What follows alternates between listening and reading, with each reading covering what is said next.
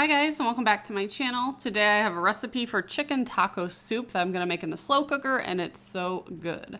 So I'm starting with 2 cans of Rotel. The people in my family do not like chunks of tomato, so I blended mine up with an emergent blender. You obviously don't need to do that if you're not scared of chunks of tomatoes. I'm also going to add in a can of corn, and the original recipe does say to add a diced onion.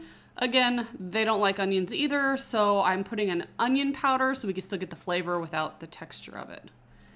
They're very strange and they all have texture issues, so I try to alter my recipes for them. So I'm now adding in some chili beans.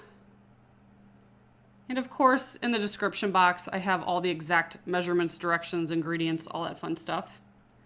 Adding in some black beans, tomato sauce,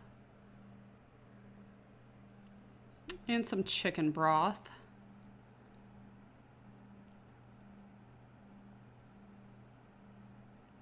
And then I'm going to add some taco seasoning and give that a really good mix before I add in the chicken.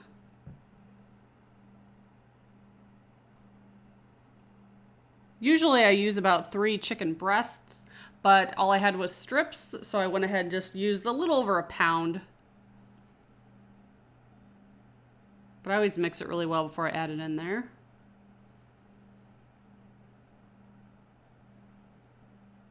And when you get done adding the chicken, I press it down a little bit and then I put it on low for 5 hours.